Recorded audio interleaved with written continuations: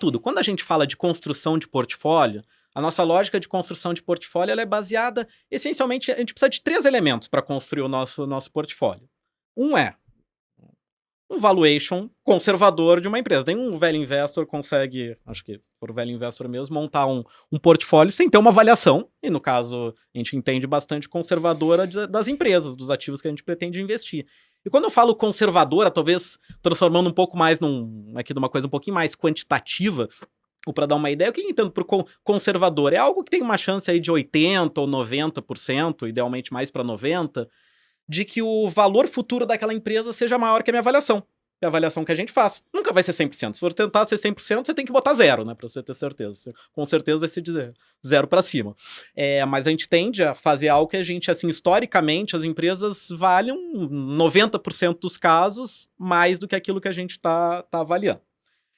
Isso é feito através da maneira clássica, lá os nossos 3, 4, 5, 6 meses analisando uma empresa, dependendo do setor, pode levar 1 ano, e a gente pode depois falar um pouco como isso é feito mais em detalhes, mas no final das contas nada mais é que a gente chegar numa avaliação do valor por ação de uma empresa. Uhum. O segundo elemento é a nossa avaliação de risco. E ela é feita par e passo, ou seja, ela é feita junto com essa avaliação que a gente está fazendo lá do modelo de fluxo de caixa descontado, a gente está fazendo uma avaliação de risco. Inclusive é o tema que a gente aprofunda nessa carta, como é que a gente faz essa avaliação de risco.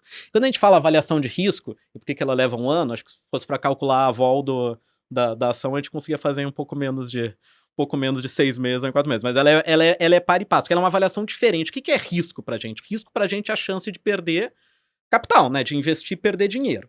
Então, o que é a chance de perder dinheiro? Se eu vou comprar uma ação lá, eu fiz um valuation e eu vou exigir uma margem de segurança para comprar, eu vou comprar abaixo daquilo, qual que é a minha chance realmente de perder dinheiro? É se eu tiver errado a minha avaliação. Então, se cair naqueles 10% lá, ou se for maior que aqueles 10%. Então, o que a gente está intrinsecamente tentando medir quando a gente mede risco? Probabilidade da gente estar errado na nossa avaliação do equity. Aí tem alguns elementos, a gente aprofunda na carta e algumas outras coisas, mas falar dos 2 principais, que são os 2 pilares principais da nossa avaliação de risco. Quando que eu posso ter errado na minha avaliação do equity? Do valor de uma ação? 2 maneiras. Uma, se eu errar quanto que vale o equity da empresa inteira. Segunda, se eu errar qual que é o percentual do equity que eu vou ficar com aquela ação. A primeira, eu vou começar pela primeira, que eu acho que é a talvez mais intuitiva, ou pelo menos mais discutida. Qual que é a chance de eu errar a avaliação do valor do equity, ou seja, do valor que uma empresa vale pros acionistas como um todo? Bom, isso depende de algumas coisas. Depende de qual é a previsibilidade de longo prazo daquele setor. Então, assim, é mais previsível no setor uma empresa talvez de transmissão de energia elétrica, que tem lá as receitas inflacionadas, do que eventualmente lá uma empresa que tem margem super apertada, uma trading, uma empresa que depende muito do valor de uma marca no futuro, que você não consegue avaliar exatamente. Acho que isso é um pouco mais intuitivo. Mas tem outras coisas que vão ali dentro, são diversos elementos, para não demorar muito aqui eu vou passar mais rápido, mas tem outros que são menos até. Depende do nosso conhecimento daquele setor e daquela empresa. Depende da gestão. Por que depende da gestão? Porque aqui a gente está querendo avaliar o risco da gente estar sobreestimando o valor. Se a gente estiver subestimando, isso não é um risco pra gente, né? Se a empresa valer muito mais do que a gente está falando. Então vamos pegar uma empresa com ótima gestão. Nós somos velho investors, que a gente falou, nosso valuation é conservador. A gente não vai colocar o valor que uma gestão gera daqui a 2, 3, 5 anos. Talvez alguma coisa de curto prazo, que a gente já viu, já foi anunciado, mas nunca uma coisa lá na frente. Dito isso, a gente sabe que empresas bem geridas tendem a gerar valor. Então, uma empresa bem gerida, se a gente pensar em termos de incerteza, aumenta a chance da gente estar errado, na verdade, não é? Mas aumenta a chance da gente estar errado pro lado bom, ou seja, dela valer mais. Não faz sentido a gente punir na nossa avaliação de risco uma empresa que tem menos chance de valer menos. Então a gente soma pontos para uma empresa que, né, aumenta a nota de risco, melhora a nota de risco uma empresa que tem boa gestão. Aumenta a nota de risco para uma empresa que tem amplas oportunidades de investimento com altíssimas taxas de retorno, seja por causa do histórico dela de investir ou da estrutura do setor. Por quê? Pela mesma lógica. Como velho investors, conservadores, a gente não vai colocar investimentos de médio e longo prazo gerando valor. Dito isso, a gente sabe que certas empresas têm. E o contrário também é verdade. Empresas com menor gestão pior, ou com menos oportunidades não, mas com que tem um track record ruim de investimento, a gente piora a nota de risco. Tudo isso vai lá gerar uma chance maior ou menor da gente errar o valor da empresa como um todo, né? No jargão do mercado, a EV, Enterprise Value, ou o valor como um todo. Depois a gente tem que pegar a alavancagem. Por quê? Porque quanto mais alavancada uma empresa, se eu errar 10% no EV de uma empresa que não está alavancada, eu vou errar 10% no equity. Se a empresa estiver 5 vezes alavancada, eu vou errar 5 vezes. Então, assim, quanto mais alavancada, mais esse risco de errar o equity. Junta tudo isso, são N fatores. De novo, fazendo aqui o jabá da nossa carta, a nossa carta está com muito mais detalhe.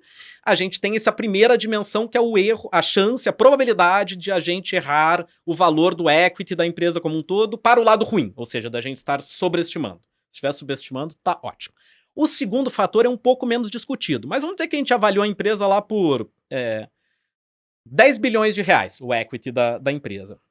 Aí essa empresa tem lá 1 bilhão de ações. Então, 10 bilhões de reais o equity, 1 bilhão de ações. Vamos dizer que é tudo da mesma classe para simplificar a nossa vida. Aí a gente faz, eu entendo que a maior parte do mercado faz o seguinte, pega 10 bilhões de reais e divide por 1 bilhão de ações e diz, olha, então a avaliação do valor de uma ação dessa empresa é 10 reais. Tem uma premissa implícita importante aí dentro. A premissa implícita é, todas as ações de uma mesma classe valem a mesma coisa. Na teoria, verdade. Na prática, nem sempre.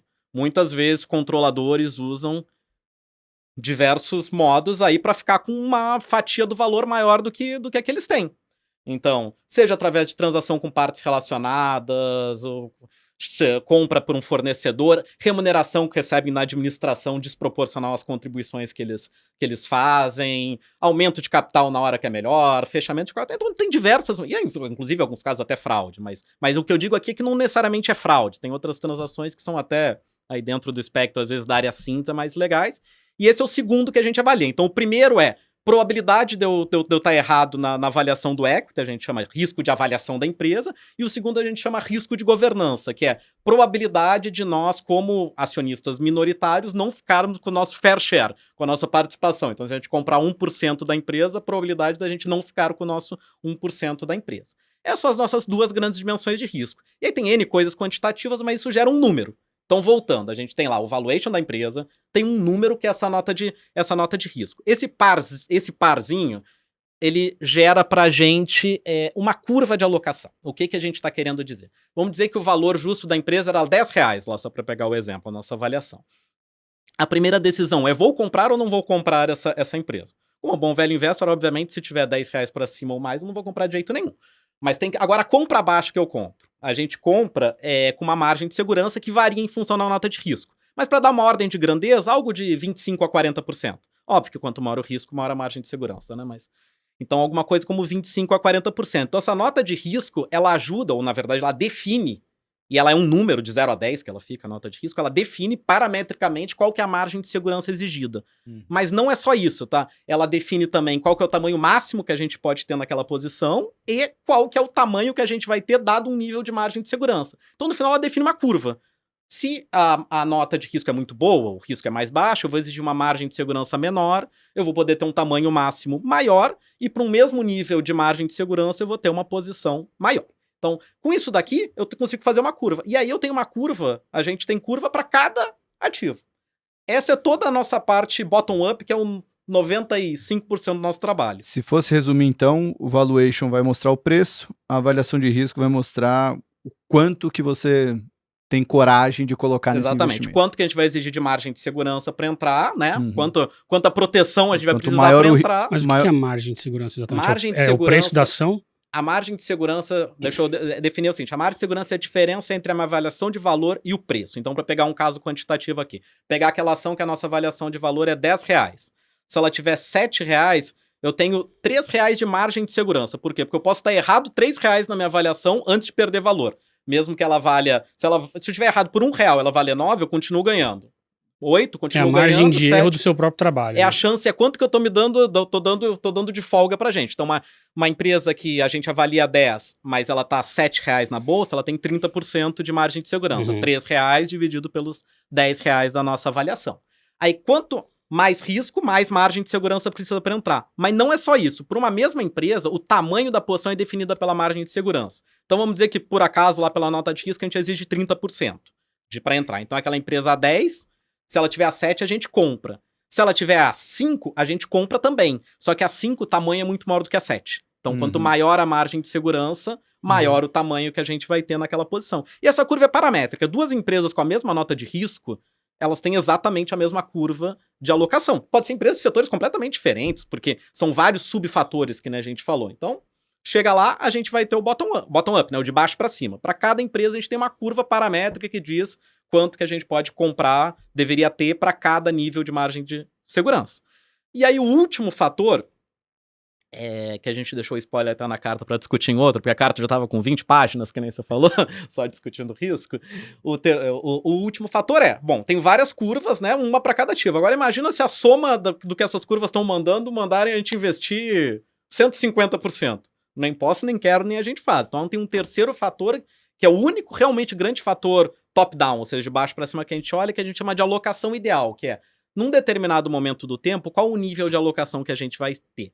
Porque apesar da gente ser um fundo especialmente longo, a gente varia a nossa alocação ao longo do tempo. Obviamente a gente não tem a discricionariedade como um fundo long bias tem, um long short, eventualmente, dependendo como ele for montado, mas a gente varia essa alocação entre ali 75% a 95%, 100%. Então, em determinados momentos do tempo, a gente planeja ter uma alocação maior e outra menor. Então, vamos pegar o exemplo que no de baixo para cima, eu somo todas aquelas curvinhas que eu tenho de cada ativo e eles estão me mandando ter 150%, mas eu quero ter uma alocação naquele momento de 90%, aí tem algumas coisas que a gente faz antes, mas para simplificar, se passar por todos os filtros, a gente vai pegar cada posição e multiplicar por 9/15.